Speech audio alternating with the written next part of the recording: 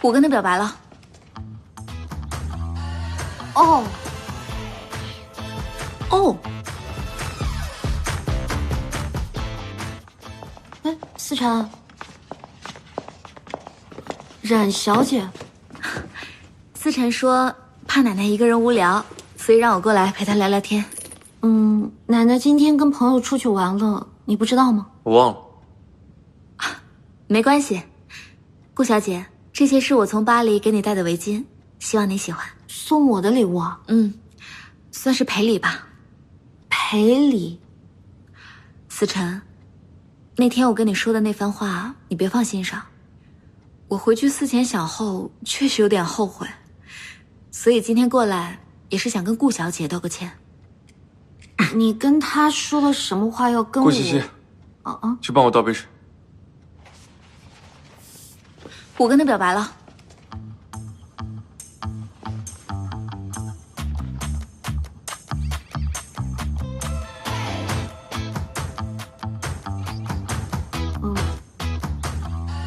哦，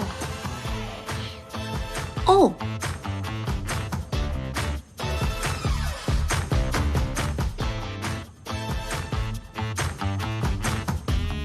哦，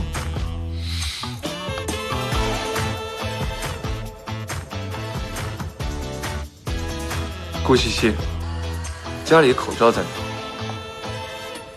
不知道，我没用过口罩。每到这个季节，你就会花粉过敏，所以这些年我一直身边都会备一个。不过西西你不用介意，因为毕竟之前思辰身边并没有你，这些事情都是我打理的。不过现在有了你，应该也就不用我了吧？谢谢。要是没什么事的话，我先走了。好。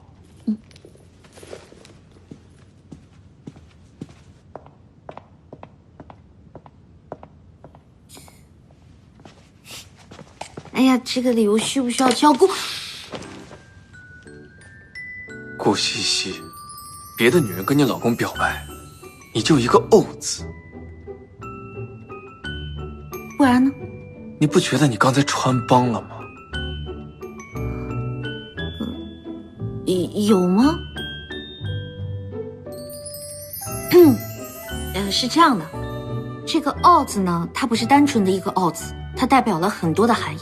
它表达了对你的充分信任，还有对对手的这种蔑视。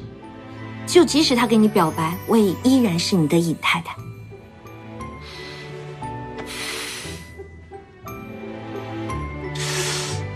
顾西西，你是不是有点膨胀？你好歹也要吃下醋吧？刚才确实疏忽了。干嘛？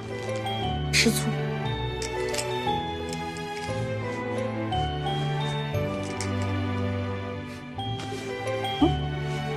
这样呢，它就是我顾西西的专属口罩了。